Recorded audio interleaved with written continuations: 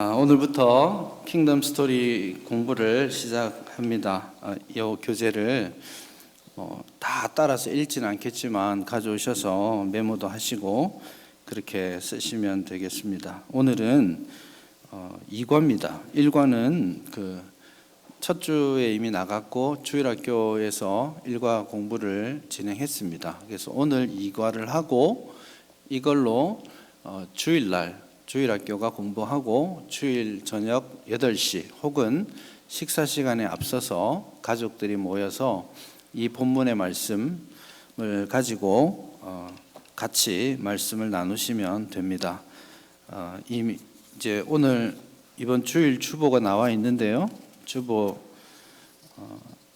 오면에 보시면 킹덤 스토리 가정 예배지가 한 면에 나와 있습니다. 이제 그래서 여기 제2과 하나님 나라를 창조하시다가 나와 있고요. 거기에 보시면 QR 코드가 하나 있습니다. 여기 있거든요. 안 보이시죠?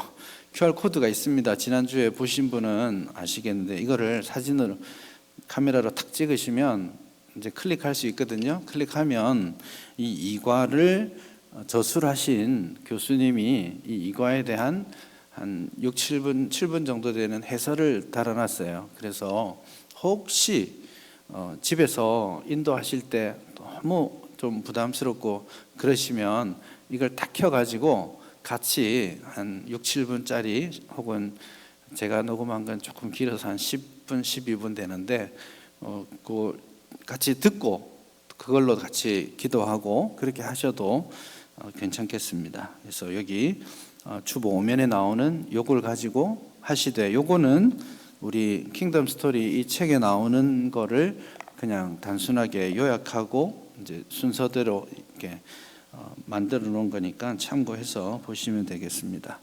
기본 흐름은 앞으로 오늘부터 해서 오늘 창세기 1장을 하는데 앞으로 3년 동안 1장부터 시작해서 요한계시록 22장까지 가는 게 목표입니다. 그래서 1년에 48주씩 해가지고 이제 6학기이죠. 그거를 해서 전체 성경의 큰 그림을 다 같이 그릴 수 있으면 최상입니다. 근데 여기 이 제목이 킹덤 스토리죠. 이 킹덤이라는 이제 말이 중요한 포인트인데 성경 전체의 흐름을 따라가는데 어떤 관점을 가지고 보느냐 하면 하나님의 나라라는 관점을 가지고 이제 이 성경을 쭉 구슬을 꿰듯 연결해서 창세기로부터 요한계시록까지 가게 됩니다.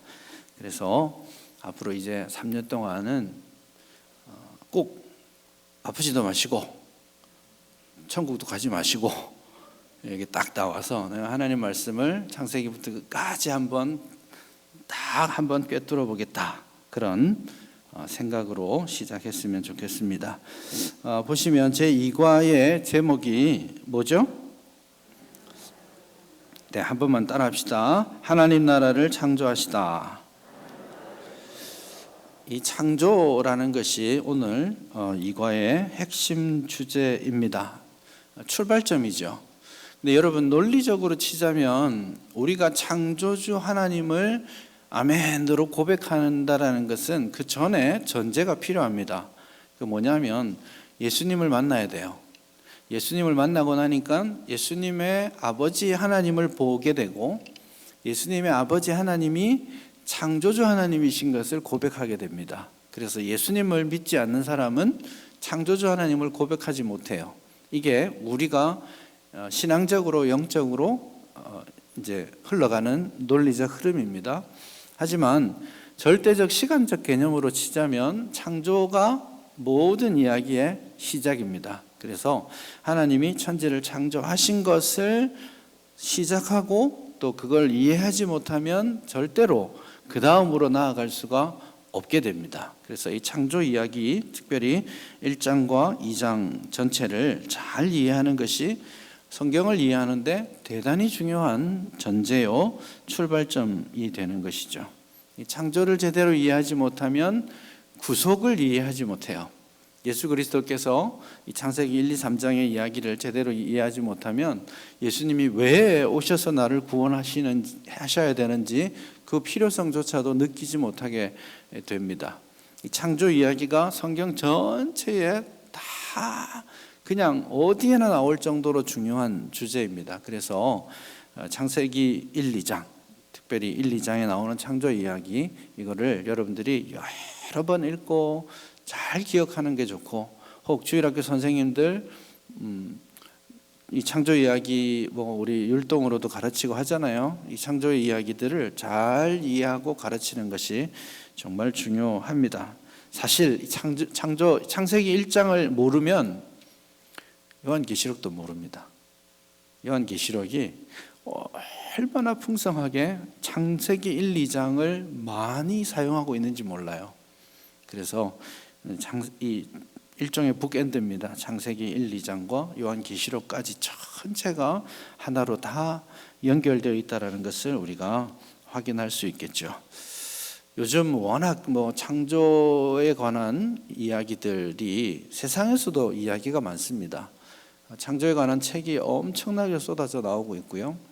또 지금 제임스 웹 그런 관측 장구를 우주에 지금 쏘아 보냈잖아요. 그러면서 우주의 기원을 우리가 이제는 알아낼 수 있을지도 몰라 이런 기대를 하는데, 세상을 보면서도 이 창조에 대한 이해를 제대로 못하면 특히 중고등부, 대학부 이런 친구들이 세상에서 나가서 세상 학문들과 대화를 하면서 교회를 떠나게 되는 아주 중요한 이유 중에 하나가 이 창조에 대한 제대로 된 이해를 하지 못하기 때문에, 교회가 이 부분을 창조와 진화와 관련된 그런 것들을 균형 잡히게 잘 가르치지 못하기 때문에 세상에 나가서 10중 8구 청년들이, 젊은 사람들이 세상 학문 배우면서 교회를 멀리하는 이유가 되거든요. 그래서 이 부분을 정말 진지하게 잘 가르쳐야 하는 부분이 되겠습니다.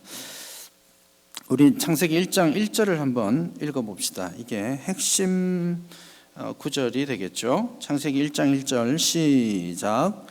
태초에 하나님이 천지를 창조하시니라. 가장 유명한 구약의 본문 중에 하나이죠. 모르는 사람 없는 그런 본문이고, 그리고 사실은 가장 중요한 신앙 고백이기도 합니다. 하나의 창조 이야기의 제목입니다. 타이틀. 태초에 하나님이 천지를 창조하셨다. 이게 아주 중요한 첫 번째 선언이요 신앙 고백이다라는 것을 기억했으면 좋겠는데요. 이 말이 딱 선언하고 있는 한 가지 중요한 주제가 뭐냐면 하나님이 창조하셨다 이거예요. 창조주 하나님은 내가 아니라 우리가 믿고 섬기는 하나님이시다라는 거예요. 그래서 하나님이 창조주이시고 우리는 뭐예요? 그분이 지으신 피조물입니다. 이 역학관계를 잘 아는 것이 대단히 중요한 부분이 되겠습니다. 하나님이 창조주시다라는 말은 하나님이 내 삶에, 내 결정에, 내 길의 주인이시다라는 것과 똑같은 말입니다. 그래서 하나님이 창조주라는 이 고백을 제일 처음에 성경이 하고, 이 고백에 따라서 성경이 하나님 나라를 만들어가고 있는 거거든요. 이제 이거 대단히 중요한 첫 번째 고백입니다. 여러분, 인간이 타락하게 된 이유가 뭡니까? 인간이 타락하고 이제 범죄하고 타락하게 되는 근본적인 동인이 뭐냐면 창세기 3장 5절 이하에 나오는데요. 선과 악의 지식의 나무에서 열매를 따먹잖아요. 소위 선악과를 따먹는데, 따먹는 이유가 뭐냐면 이거 따먹으면 우리도 하나님처럼 되어 선악을 알게 되리라 이거예요. 그래서 기본 동의는 이 창세기 1장 1절의 선포를 놓친 겁니다. 타락의 근본입니다. 하나님이 창조주시고 하나님의 주인 되심을 인정하고 내가 피조물이라는 이 역학관계를 언제나 기억하고 가야 되는데, 사람들이 불쑥불쑥 나도 내가 스스로 판단하고 결정하고 갈 수 있어, 나도 하나님처럼 선과 악을 내가 스스로 판단할 수 있지 뭐. 그렇게 판단하는 거예요. 그래서 근본적으로 사람은 하나님처럼 되고자 하는, 다시 말해서 하나님이 주인이 아니라 내가 주인인 삶을 살고자 하는 근본적 교만, 이 죄악의 본성을 가지고 살게 됩니다. 그래서 그 부분을 창세기 1장 1절이 제일 먼저 우리에게 가르쳐주고 있는 겁니다. 그래서 일과의 첫 번째 주제가 하나님 나라를 누가? 하나님께서 창조하셨다. 하나님이 창조주이시고 그 말은 하나님이 왕이시다 이겁니다. 우리는 그의 백성이고, 하나님이 왕이시다는 말은 우리가 하나님의 나라의 백성으로 살기 위해서는 왕의 뜻이 무엇인지, 왕이 만들어 놓은 그 길이 무엇인지 알고 분별하고 따라가는 것이 중요한 것이죠. 그게 사람의 본분입니다. 그래서 우리 삶의 목표는 왕의 뜻을 따라가고 왕이 우리에게 부여해 준 미션, 사명이 있는 거죠. 그것을 수행함으로써 하나님 나라 백성의 본분을 우리가 수행하게 되는 겁니다. 이것이 창세기 1장 1절, 특별히 첫 번째 대목이 우리에게 가장 중요하게 가르치고 있습니다. 그래서 우리 27쪽에 보면 퀘션이 두 개 있죠. 질문이 있는데 1장 1절이 말하는 하나님은 어떤 분이세요? 창조주 하나님이신 거예요. 창조주 하나님. 이게 가장 중요한 신앙 고백입니다. 나를 구원해 주시고 나를 불러주신 우리 하나님께서 이 세상의 창조주가 되시는구나. 하나님이 이 온 세상 만물의 주인이시구나. 하나님의 뜻을 쫓아서 살아야 되겠구나. 그 역학관계를 내가 깨트리려고 하는 순간 나는 타락한 존재로서, 교만한 존재로서 하나님을 떠나게 되는구나. 나의 본분은 피조물의 원래 부르심을 잘 지키고 사는 것이구나. 이것을 고백하고 깨닫는 것이 되겠죠. 2번을 보시면요, 두 번째로 질서정연한 하나님 나라 이렇게 했습니다. 하나님이 창조하셨다라고 일과에서 이야기했다면 이제 28쪽에서는 단순하게 무엇을 말하냐면 하나님이 세상을 창조하시되 질서를 부여하셨다. 하나님이 의도를 가지고 세상을 잘 구성하셨다라는 사실을 밝혀주고 있습니다. 그래서 28쪽 밑에 표가 하나 있죠. 혼돈의 질서를 부여함, 공허를 채우고 다스림. 이렇게 해서 우리가 첫째 날, 둘째 날, 셋째 날, 넷째, 다섯, 여섯, 일곱째 날 이런 이제 주일학교 때 다 외운 거죠. 주일학교 때 열심히 첫째 날에 하나님 얻은 세상에 빛을 노래 막 불렀잖아요. 그 외우는 게 그렇게 중요한 것은 아닌데 이 질서가 어떻게 구성되어 있는지를 봐야 됩니다. 첫째 날에 하늘, 빛을 만들고, 둘째 날에 궁창, 바다를 만들고, 셋째 날에 땅을 만들죠. 그리고 넷째 날에는 그 빛의 주관자인 해와 달과 별을 만드시고, 둘째 날에 만들었던 하늘과 바다의 주관자가 되는 새와 물고기를 다섯째 날에 만들고, 셋째 날에 땅을 드러내셨다면 여섯째 날에는 그 땅의 주관자가 될 동물들과 사람을 만들었어요. 느낌이 오십니까? 첫째 날은 땅 그 형태를 조형하는 거고, 넷째 날은 첫째 날의 것을 채우고 다스리게 하고, 둘째 날에 조형하고, 다섯째 날에 그것을 채우고 다스리게 하고, 셋째 날에 조형하고, 여섯째 날에 그것을 채우고 다스리게 하고, 이게 기본 구조입니다. 그래서 이게 여러분 창세기, 오늘은 시간이 없지만 한번 집에 가셔서 첫째 날부터 여섯째 날까지 계속돼서 시처럼 반복되는 구절이 뭔지를 한번 밑줄 착착착착 그어가면서 한번 보시면 이 흐름이 느껴지실 거예요. 그래서 하나님이 조형을 하시고 충만하게 하시고 다스리게 하시는 그런 질서를 만드신 하나님이죠. 그래서 그 전제로 1장 2절에 보면 땅이 공허하고 뭐 어둠이 뭐 흑암이 어쩌고 저쩌고 뭐 그런 이야기들이 나오지 않습니까? 그게 창조 이전의 상황을 공허함, 텅 빈 상태, 무질서한 상태, 그래서 이 무질서를 질서로 만들어 가시는 것이 하나님의 창조의 일이다라는 것을 우리가 볼 수가 있습니다. 근데 이게 어디에 초점이 있느냐 하면 1, 2, 3에서는 3에 초점이 있습니다. 4, 5, 6에서는 6에 초점이 있습니다. 근데 3과 6을 보면 6에 초점을 두고 있습니다.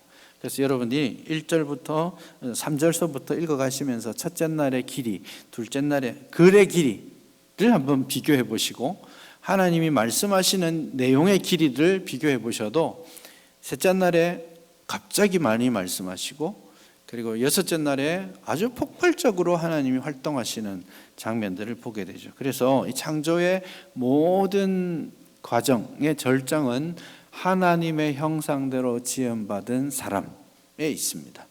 저와 여러분을 하나님이 만드셨다. 그리고 우리를 위해 이 온 세상 만물을 다 준비해 두신 겁니다. 그래서 여러분 애들이 어디 여행 갔다가 집에 돌아오면 이제 오랜만에 집에 오면 애들을 위해서 뭘 준비하지? 뭐 빨래는 해뒀나? 뭐 다 챙겨 보잖아요. 냉장고도 채워놓고 뭐 또 하고 하지 않습니까? 그거에 하나님이 우리를 세상에 보내시기 위해서 우리 저를 지칭해 보겠습니다. 이 화구가 이제 오는데 이 화구가 이 살기 좋은 곳들을 만들어야지 하고 땅도 만드시고 바다도 만드시고 나무도 만들어 두시고 너무너무 좋게 만드는 다 준비됐지? 자, 이제 우리가 우리의 형상대로 우리의 모양대로 사람을 만들자 하고 사람을 지으시는 거예요. 그게 하나님의 창조의 절정이 당신의 형상으로 지음받은 사람에게 있다. 이거를 잘 아는 것이 창조의 여섯째 날을 이해하는 핵심이 됩니다. 그리고 여러분들 이제 여기 본문에서도 나와 있는데 28쪽에 보시면 그 글에 두 번째 줄에 보시면 계획하고 뜻한 대로 완전한 나라를 창조하셨습니다 하고 괄호에 하나님이 이르시되 하고 9절이 나와 있죠.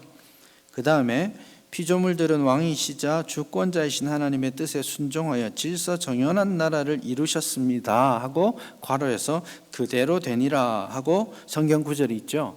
이게 하나의 패턴입니다. 그래서 창조에 있어서 드러나는 하나님의 어떠하심, 특징은 첫 번째가 하나님이 이르시되 말씀하시는 하나님. 그런데 우리는 말해도 말대로 안 하는 수가 있지만 하나님은 온전한 창조주이시기 때문에 말씀하시면 됩니다. 그대로 되니라 이거죠. 그리고 여기에는 사실 구체적으로 나와 있지는 않지만 저 뒤에 나와 있군요. 29쪽 뒤에 보면 하나님 보시기에 심히 좋았습니다 하고 성경 구절이 있죠. 여러분 이 성경 구절 찾아서 밑줄 딱 끊어오세요. 이게 1장의 주요 메시지입니다. 하나님은 창조하신 하나님은 어떤 분이신가요? 네, 말씀하시는 하나님이세요. 성취하시는 하나님이세요. 네, 좋으신 하나님이세요. 그래서 만드신 모든 것이 심히 좋았다. 그렇게 말할 수 있는 것이죠. 그래서 하나님께서 우리를 위해 세상 만물을 만드시고 그것들을 구성해 두셨다. 그리고 그 모든 것을 보시고 만족하셨습니다. 그게 이제 이 두 번째 과의 핵심, 이 과의 두 번째 2번의 핵심이고요. 마지막 3번은 한번 따라합시다. 30쪽에 제목을 한번 다 같이 한번 해봅시다. 시작. 완전하고 충만한 하나님 나라. 이제 여섯째 날까지 만드시고 일곱째 날에 하나님이 안식하신다라고 나와 있죠. 근데 아까 금방 이제 하나님 말씀하셨습니다. 그대로 되었습니다. 보시기에 좋았습니다가 계속 반복된다고 했죠. 그게 여섯째 날까지를 지배하는 하나의 패턴입니다. 그런데 일곱째 날은 하나도 반복되지 않아요. 그 내용들이. 그래서 계속 흐름을 따라 노래 부르듯이 오다가 일곱째 날에는 일부러 아무것도 말하지 않고 이제까지 말하지 않았던 내용들로 가득 채웁니다. 완성하셨다, 복을 주셨다, 거룩하게 하셨다. 이렇게 하면서 소위 말하는 안식일을 제정하시는 거예요. 근데 이 여러분, 우리가 느끼기에 안식한다라고 하면 뭡니까? 우리에게 있어서 안식은 뭡니까? 그냥 침대에 붙박이 돼가지고 아무것도 안 하고 그런 게 안식인가요? 네, 하나님께 있어서 이 안식은 굉장히 다른 개념입니다. 그래서 우리는 월, 화, 수, 목, 금, 토, 주일, 월, 화, 수, 목, 금, 토, 주일 이렇게 오잖아요. 근데 하나님께서는 뭐 날짜로 치자면 이렇게 첫째 날부터 월, 화, 수, 목, 금, 토, 주 계속 주일이에요. 근데 하나님은 안식에 들어가셨고 계속 안식하시는데, 그러면 하나님의 안식하심은 뭘 뜻하냐면 창조를 완성하시고 쉬시는 겁니다. 그런데 이 쉬시는 것은 그냥 아무것도 안 하는 것이 아니라 그 창조를 유지 관리하시는 것. 조직신학적 말로 표현하면 섭리하신다. 그렇게 하나님께서 당신의 일을 하실 때에 창조와 섭리를 통해 일하시죠. 섭리하신다는 말이 안식하신다는 말과 같아요. 그래서 예수님께서도 아버지께서 일하시니 나도 일하노라 이런 말씀하시죠. 안식일에 왜 이래? 이렇게 사람들이 삿대질하니까 아버지께서 일하시니까 나도 일하는 거야 라고 말씀해 주신 거죠. 하나님은 그냥 아무것도 안 하는 것을 안식이라고 말하는 게 아니라 이제 온전한 세상을 통치하신다라는 것으로 안식의 의미를 말하는 겁니다. 그래서 한번 생각해 보십시오. 막 왕이 나아가서 전쟁을 했어요. 다 대적들을 물리치고 이제 궁전으로 돌아와서 보좌 위에 탁 앉았어요. 그게 안식입니다. 그럼 보좌 위에 앉아서 졸고 있느냐? 그게 아니라 세상을 이제 자기 나라를 통치하는 거죠. 그러니까 하나님의 통치하심, 그게 하나님의 안식의 핵심입니다. 그래서 우리가 주일날 이거 쉬는 날인데 와가지고 사실 주일이 더 바쁠 때가 있죠. 힘들 때가 있잖아요. 이거 안식도 못하고 이게 아니에요. 안식은 일하지 않는 게 아니에요. 하나님의 이 섭리, 하나님의 다스림을 즐기고 누리는 것이 진정한 의미에서의 안식이 되겠죠. 그래서 2장 1, 2, 3절에서 말하는 이 안식, 그리고 그 안식에 우리가 들어가는, 사실은 하나님이 안식하실, 하나님께서 뭐 힘들어서 쉬셔야 되는가요? 6일 동안 창조하시고 나니까 너무 힘들어가지고 하나님 나도 쉬어야 되겠다 이러시는 거예요? 하나님은 그러실 필요가 없잖아요. 6일이고 뭐 할 건 어디 있어요? 다 내 마음에 있는 대로 다 되라 이러면 1초 만에 다 될 거 아니에요. 근데 하나님께서 나를 정하시고 모든 안식의 시스템을 만드신 것은 그 역시 우리를 위함인 거죠. 그래서 하나님이 안식하시고 우리로 안식하도록 불러주시는 거예요. 그게 히브리서 3장과 4장의 핵심 주제예요. 그래서 여러분 나중에 한번 히브리 3, 4장에 가셔서 이 안식에 대해서 어떻게 신약이 설명하고 있는지를 한번 살펴보시면 되겠습니다. 그래서 이 안식은 단순한 쉬심이 아니라 여호와 하나님이 완전하게 만드신 세상을 통치하신다 이겁니다. 정말 저한테도 정말 중요한 개념이고요. 여러분이 강대상 새로 만들면서 여기에 제가 비밀을 하나 심어놨습니다. 여러분이 알아채셨으면 대단한 건데 한번 비춰주시죠. 저 말고요. 예, 강대상 밑에 이런 글씨가 하나 적혀 있습니다. 원래 이 강대상을 만들 때 보니까 헬라어로 익투스 이렇게 써놨더라고요. 그렇게 해가지고 물고기 있잖아요. 그 물고기 모양으로 해놨는데 이 강대상에 단 한 가지 말을 내가 넣는다면 무엇을 넣을까? 그 생각을 하면서 성경의 가장 중요한 주제고 교회의 가장 핵심되는 내용을 담고 싶다 해서 넣은 말입니다. 자, 한번 읽어볼까요? 시작. 하하. 네, 한번 따라 읽어봅시다. 야훼 말라크, 야훼 말라크. 이게 시편의 핵심 주제이기도 하고 성경의 핵심 주제이기도 하고 제가 생각하는 교회의 본분, 교회가 마땅히 마지막 순간까지 고백해야 될 주제가 이거다라고 생각해서 제가 강대상에다가 심어놨습니다. 볼 때마다 이거 생각하라고. 이게 무슨 뜻이냐면 야훼는 여호와 하나님을 뜻합니다. 말라크는 하나님이 통치하신다 이 말입니다. 그래서 여기 강대상에서 이 여호와께서 통치하신다 이 고백을 우리가 잊지 않고 또 이 고백을 이루어가기 위해서 신앙생활을 한다면 이곳이 하나님의 나라가 되고 또 여기에서 힘받아서 우리가 살아가는 세상 가운데 우리 가정이 우리가 섬기는 곳이 하나님의 나라 뭐냐 하나님이 온전하게 만드신 이 세상을 하나님이 통치하는 세상 그리고 그 하나님의 통치의 도구로 사용되는 저와 여러분 이게 저의 소원입니다.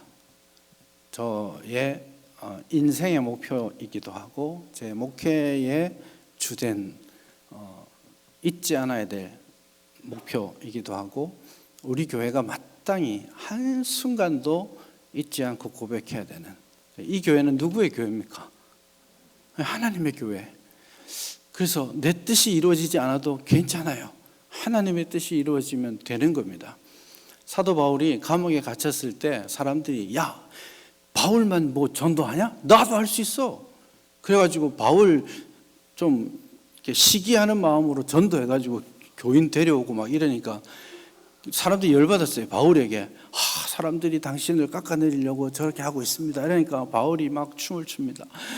야, 뭐 나를 욕하면서 하든 좋아서 하든 그리스도께서 나타나면 좋지 뭐 하고 기뻐하고 감사하는 모습이 빌립보 1장 20절에서 나오죠.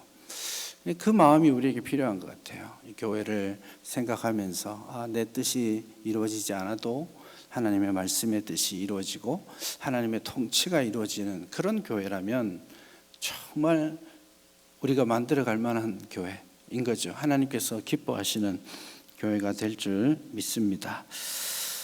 시간이 이제 저의 열정과는 상관없이 시간이 빨리 지나가고 있습니다. 자, 그렇게 하고 우리 마지막에 보시면 정리하는 거 있죠? 그래서 제가 우리 한 번만 한 문장만 한번 읽어봤으면 좋겠는데요. 정리, 하나님의 나라 해서 세 번째 줄 있죠? 그래서부터 그만할 때까지 같이 읽어봅시다. 시작. 그래서 하나님이 창조하신 세상은 조금의 부족함이나 흠도 없는 완벽하고 충만하고 안식을 주는 나라입니다. 세상 만물은 왕이시자 창조주이신 하나님에 의해 시작되었고 그에게 순종하여 존재하게 되었습니다. 우리가 예수님을 통해 이처럼 완전하고 충만한 나라의 왕이신 하나님을 믿고 그의 나라에 들어오게 된 것은 전적으로 왕이신 하나님의 은혜이기에 하나님을 찬양할 수밖에 없습니다.